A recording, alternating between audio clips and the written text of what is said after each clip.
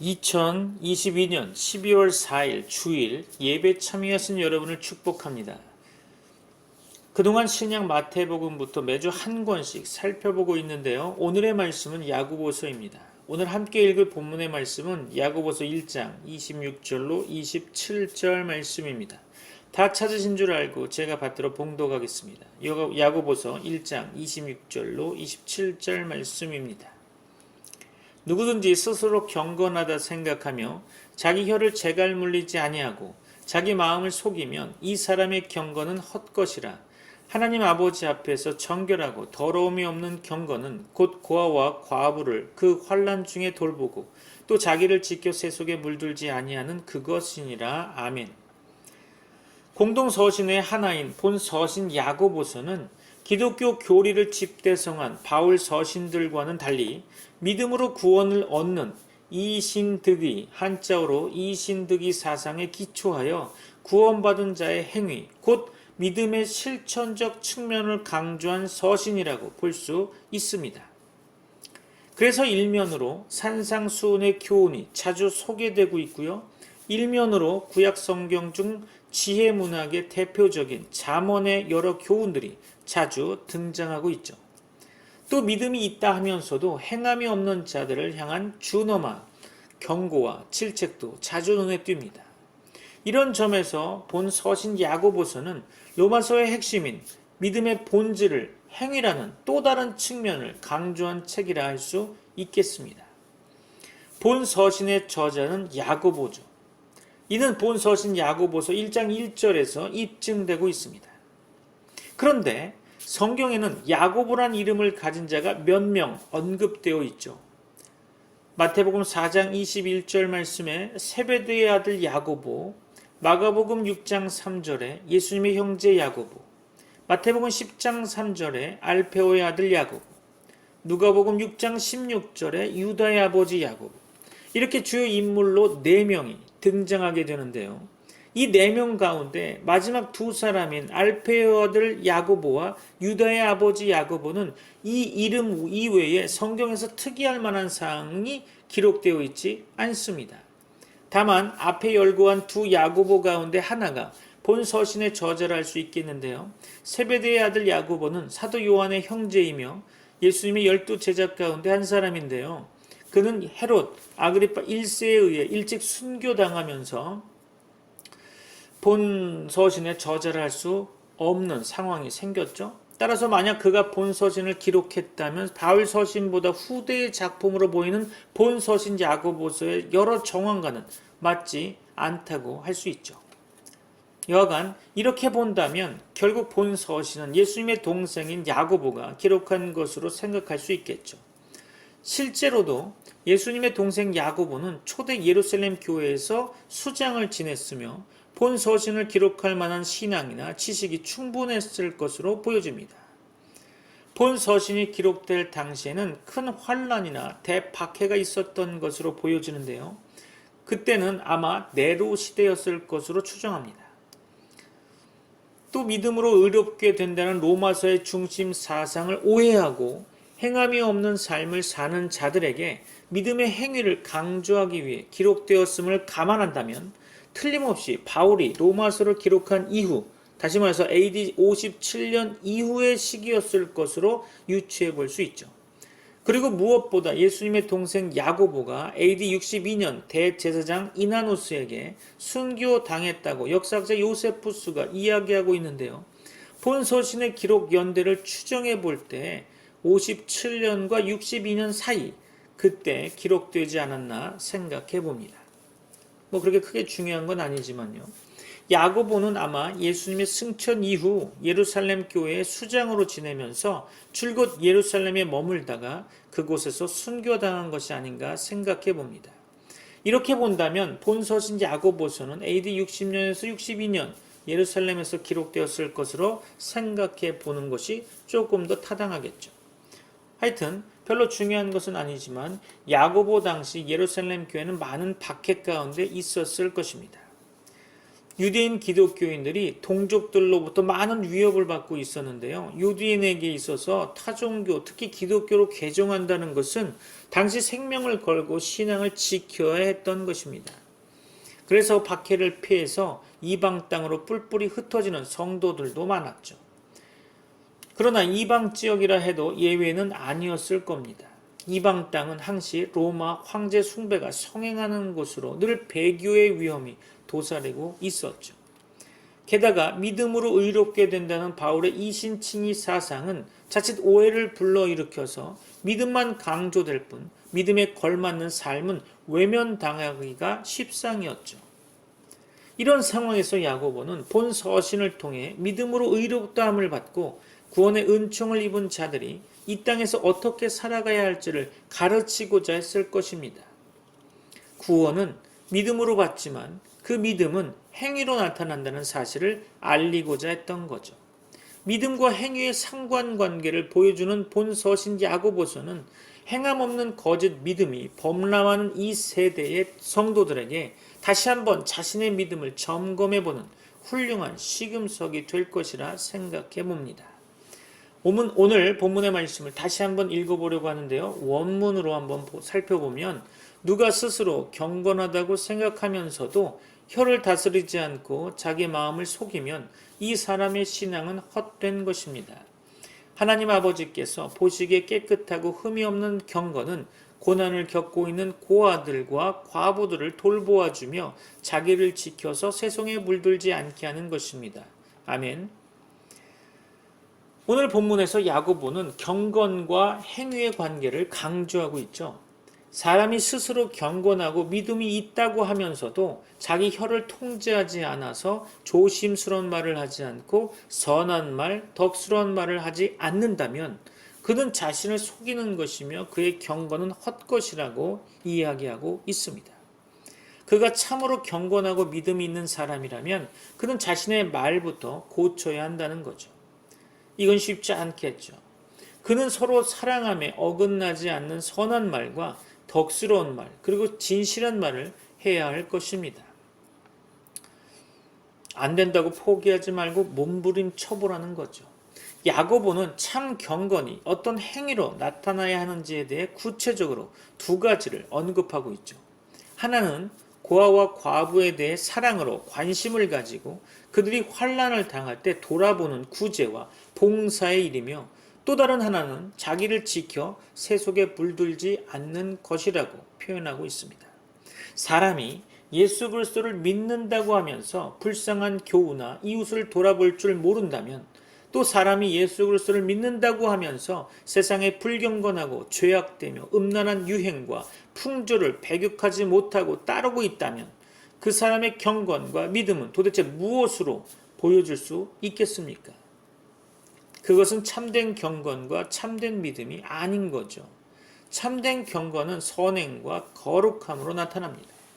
경건에 대해 좀 더 자세히 살펴볼까요? 경건하다는 말은 때로는 교회에서 재미없는 사람을 놀릴 때 사용하곤 하죠. 참 경건하다 뭐 이런 거죠. 거룩이라는 단어도 마찬가지로 장난으로 많이 사용되기도 합니다. 저는 항상 늘 거룩하지 않다고 늘 사람들이 얘기하죠. 뭐 그렇다는 거죠. 말을 아무렇게나 하면 어떠냐고 생각할 수 있겠지만 교회 안에서 이 용어가 의미하는 바가 무엇인지를 잘 알 수 있도록 개념을 정리해 주는 것이 필요하다고 생각이 돼서 말씀드리는 거죠. 신실한 그리스도인을 표현하는 용어의 대표격인 경건은 우리가 아름다운 것으로 소망하면서 바라보아야 하는 것이죠. 그렇죠? 우리는 경건한 그리스도인이 되어야 할 것입니다. 그렇다면 경건이란 뭘까요?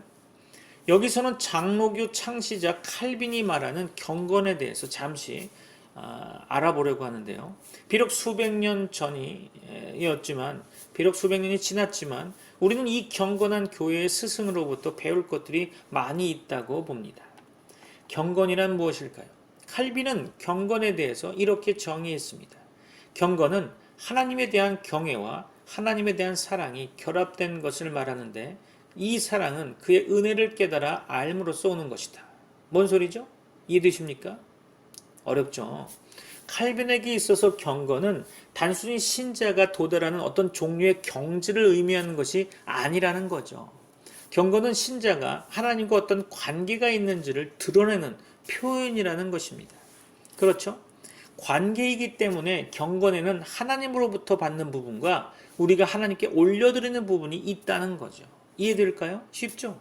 하나님의 은혜를 아는 것은 우리가 하나님으로부터 받는 것이며 하나님을 경외하고 사랑하는 것은 우리가 하나님께 드리는 거죠. 이렇게 경건은 하나님과의 인격적 관계를 의미한다는 거죠. 경건은 오직 하나님이 자신의 형상대로 지으신 인격적 피조물인 사람과 하나님과의 관계에서 가능한 것으로 인격이 없는 다른 피조물들은 이 관계가 불가능하겠죠. 또한 칼빈은 참된 경건이 무엇인지 이야기하면서 그 안에 하나님에 대한 엄숙한 두려움과 믿음이 있다고 언급합니다. 여기에 실로 순수하며 참된 종교가 있는 거죠. 그것은 말하자면 하나님에 대한 엄숙한 두려움과 신앙인 것입니다. 여기서 말하는 두려움이란 자발적인 경외를 내포하고 있으며 율법에 규정된 것과 같은 정당한 예배를 수반하는 것을 뜻하는 거죠. 이해되겠죠? 두려움은 자발적인 경외를 내포한다는 말을 통해 경건은 모든 사람이 누릴 수 있는 것이 아니라 오직 신자만이 누릴 수 있는 특권이라는 사실을 알게 될 것입니다. 왜냐하면 신자가 아니라면 그 어떤 사람도 하나님을 자발적으로 경외할 수 없기 때문이죠. 그리고 이 자발적인 경외는 정당한 예배를 수반한다고 할 수 있겠죠. 즉 경건은 예배와 연결되며 예배를 포함하는 것입니다. 넓은 의미에서 예배는 신자의 모든 삶을 포함하므로 경건은 신자의 모든 삶에 관계되며 신자의 삶의 어떤 사소한 한 부분도 경건에서 떨어져 생각될 수 있는 것은 하나도 없음을 알 수 있겠죠. 그런데 칼빈은 경건이라는 것이 적절한 한계 안에 있어야 한다고 늘 이야기합니다. 칼빈은 말하죠. 경건이라는 것은 확고한 기반 위에 서기 위해서 적절한 한계 안에 스스로를 유지하는 것을 뜻한다. 자, 아시겠습니까? 경건은 어떤 한계 또는 질서 안에 있어야 한다는 거죠. 이런 질서 안에서 경건은 신자를 확고한 기반 위에 서게 한다는 겁니다. 경건은 자기 마음대로 살아가는 방종과는 거리가 멀죠. 그렇다면 그 한계와 질서를 규정하는 것이 뭘까요? 문병호 교수님의 저서 30주제로 풀어 쓴 기독교 강요라는 책에서 칼빈이 말하는 경건을 다음과 같이 소개하고 있더라고요. 경건은 위로부터 하나님의 계시를 내려받은 성도가 그리스도와 연합하여 그분과 교제하며 교통하고 아래로부터 합당한 예배를 올려드리는 삶을 사는 것을 의미한다. 이해되시겠습니까? 여기서 우리는 경건과 하나님의 계시 사이의 연결고리를 발견하게 되죠. 경건의 질서와 한계를 규정하는 것은 바로 하나님이 위로부터 내려주시는 계시라는 거죠. 하나님께 합당한 예배가 무엇인지는 하나님의 계시를 통해서 알 수 있다는 것입니다.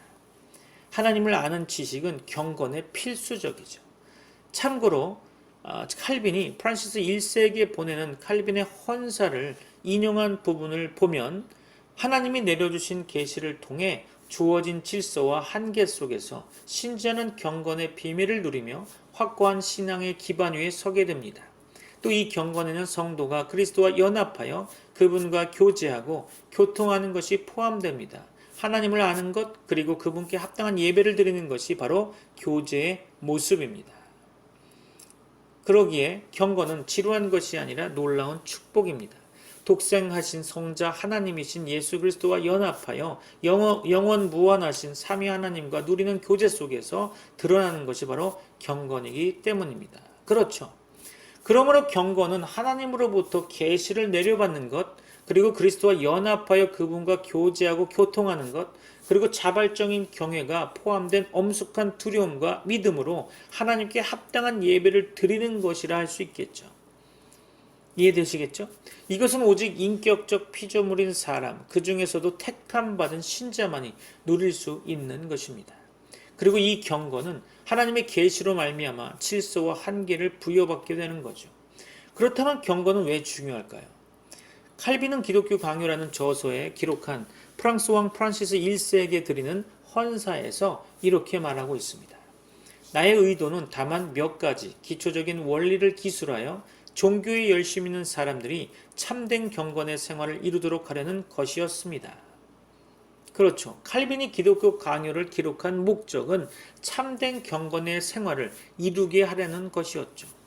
그의 대표적인 저작이 지향하는 바가 바로 참된 경건이었다는 사실은 칼빈이 경건을 얼마나 중요하게 생각했는지를 보여주고 있는 부분이죠. 그는 왜 경건을 그렇게 중요하게 생각한 것일까요? 왜냐하면 하나님의 뜻, 하나님의 창조 질서에서 벗어나지 않는 삶을 사는 것이 바로 경건이기 때문입니다. 더욱이 모든 사람이 태어나서 살아가는 목적이 하나님을 인식하는 데 있으며 그리고 하나님에 관한 지식이 여기에 도달하지 못할 때 그것을 불안정하고 허망한 것이라고 본다면 자신의 모든 사상과 행동을 맞추지 않는 사람은 창조의 법칙에서 벗어나고 있는 것이 분명할 것입니다. 그래서 지금까지 칼빈의 저서로 이야기 드린 부분의 결론을 말씀드리면 경건은 하나님으로부터 계시를 내려받는 것을 포함합니다. 그러므로 경건에 있어서 하나님을 아는 지식은 필수적인 셈이죠. 하나님을 아는 지식이 없고 자신의 모든 사상과 행동이 하나님을 아는 지식에서 떠나 있는 사람은 다른 말로 표현하면 경건하지 못한 사람이라고 할 수 있겠죠. 그러므로 경건이 없다면 그 사람은 창조의 법칙에서 벗어나 있는 상태이며 하나님이 그를 창조하신 목적대로 살아가고 있지 않는 존재라는 것입니다. 그리고 그 사람의 모든 것은 결국 불안정하고 허망한 것이 될 뿐이라고 칼빈은 말하고 있는 거죠. 불안정하고 허망하지 않는 삶을 살지 않기 위해서 우리에게 경건은 필수적입니다. 더 나아가 경건은 참된 행복과도 연관되어 있죠. 이것으로 말미암아 온 인류는 하나님을 알도록 초대되고 유인되며 여기서부터 인류는 참되고 완전한 행복에 도달하게 됩니다. 하나님을 아는 자는 참된 행복에 도달한다는 거죠. 계시를 내려받아 하나님께 합당한 예배를 드리고 그분과 교제하는 자는 그러한 행복 가운데 사는 자 혹은 그 행복을 향하여 나아가는 사람인 것입니다. 그러므로 경건의 삶은 단순히 하나님의 창조 목적대로 살아가는 것만을 의미하는 것은 아니죠. 우리는 지금까지 살펴본 내용에 의거해서 경건에는 그리스도와의 연합과 그분과의 교제와 교통이라는 엄청난 축복이 있다는 것을 살펴보았습니다. 더 나아가 우리는 경건한 삶을 통해서 인류가 누릴 수 있는 참되고 완전한 행복에 도달하게 된다는 사실도 알게 되었죠. 경건을 떠난 사람은 어떤 것을 추구하고 어떤 삶을 살더라도 이런 참되고 완전한 행복을 누릴 수 없을 것입니다. 참 행복을 찾는 사람은 누구든지 경건을 추구해야 한다는 거죠. 그러므로 경건은 사람이 사람답게 살고 하나님이 창조하신 목적에 합당하게 살며 사람이 누릴 수 있는 가장 참된 행복을 누리기 위해 필수적인 것이죠.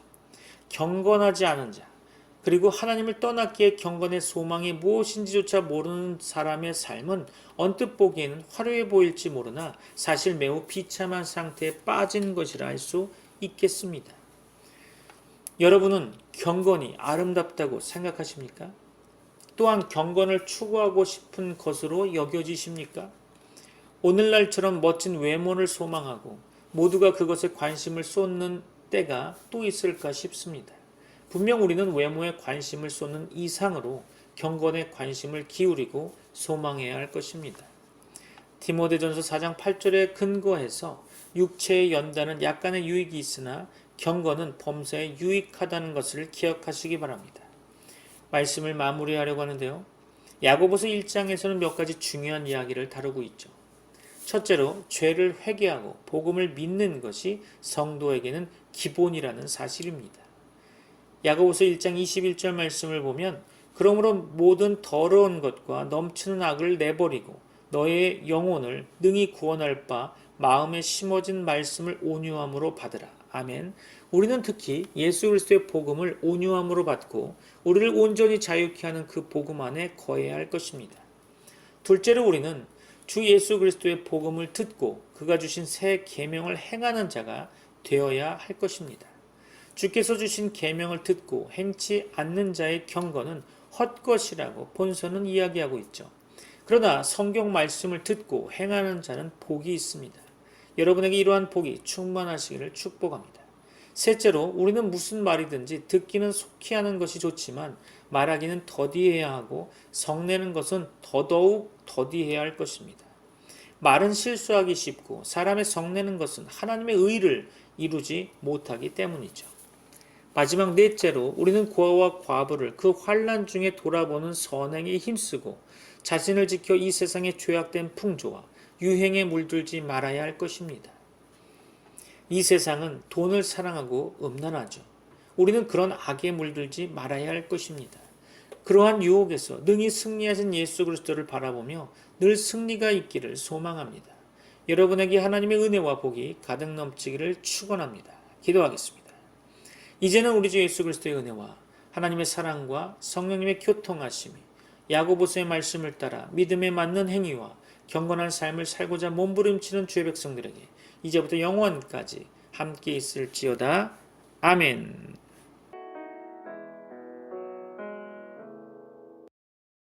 예수 가장 귀한 그 이름 예수 언제나 기도 들으사 오 예수 나의 손 잡아주시는 가장 귀한 그 이름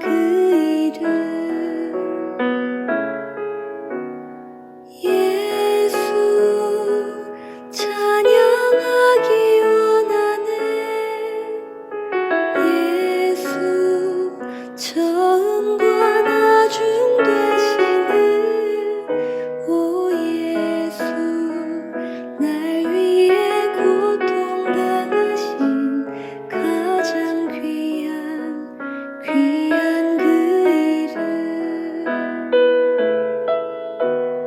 예수 왕의 왕이 되신 주